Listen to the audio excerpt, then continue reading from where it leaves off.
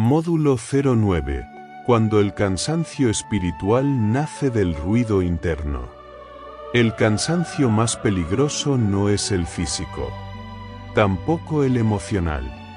El cansancio más profundo es el espiritual, ese agotamiento que se siente en el alma cuando la persona ha luchado tanto, ha orado tanto, ha creído tanto, que empieza a pensar que ya no tiene fuerzas para seguir. Ese cansancio que no se ve, pero se nota. Que no se expresa, pero pesa. Que no destruye de golpe, pero va apagando la esperanza poco a poco.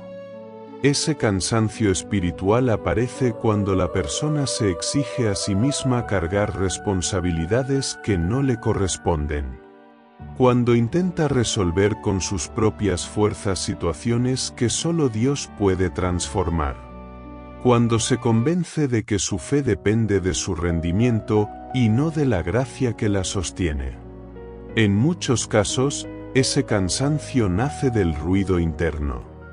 Un ruido que no viene de afuera, sino de dentro, pensamientos que repiten historias negativas, miedos que amplifican problemas, inseguridades que distorsionan la realidad.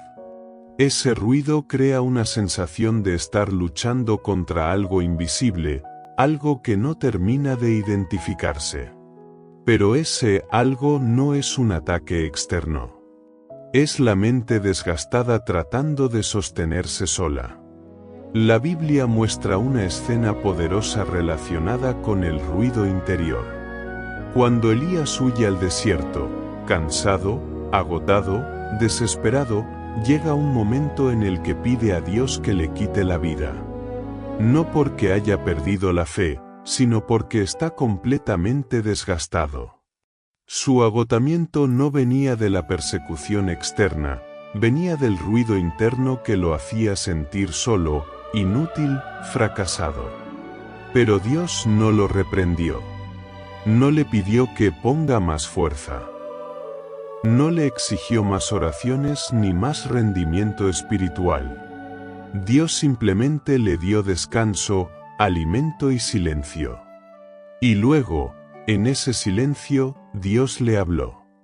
Porque cuando el alma está agotada, Dios no responde con presión.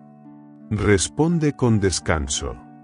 El cansancio espiritual muchas veces es una señal de que la persona está intentando pelear batallas que no le pertenecen. De que está cargando culpas que Dios ya perdonó. De que está sosteniendo miedos que Dios quiere sanar. De que está esperando resultados que Dios aún no quiere revelar. Cuando el ruido interno domina, la persona empieza a creer que todo depende de ella. Que si no insiste, nada cambia. Que si no empuja, todo se detiene. Que si se detiene un momento, perderá lo que construyó. Pero la fe no funciona así. La fe real entiende que no se trata del rendimiento humano, sino de la dirección divina. No se trata del esfuerzo constante, sino de la dependencia correcta. Por eso, cuando el alma se cansa, no necesita más movimiento, necesita más silencio. No necesita más presión, necesita más descanso. No necesita más actividades espirituales, necesita reencontrarse con la voz que calma el ruido interno. La voz que no grita. La voz que no exige. La voz que susurra. La voz que devuelve propósito. Ese ruido interior, cuando no se trata, genera agotamiento. Y el agotamiento genera confusión. Y la confusión genera decisiones impulsivas. Y esas decisiones alejan del propósito. Por eso Dios, antes de levantar nuevamente a Elías, lo llevó primero al descanso. Antes de darle instrucciones, lo llevó al silencio. Antes de revelarle su próxima misión, calmó el ruido de su alma. Cuando la persona aprende a detenerse para escuchar, el ruido interno pierde fuerza. La ansiedad se reduce. La claridad crece. La fe se ordena. Y el cansancio espiritual comienza a sanar. El alma no se cura con velocidad. Se cura con presencia. La presencia de Dios que entra en los lugares donde el ruido humano no puede llegar. La presencia que ordena lo que parecía roto. La presencia que sana lo que parecía perdido. La presencia que restaura la fuerza que la persona creía que ya no tenía.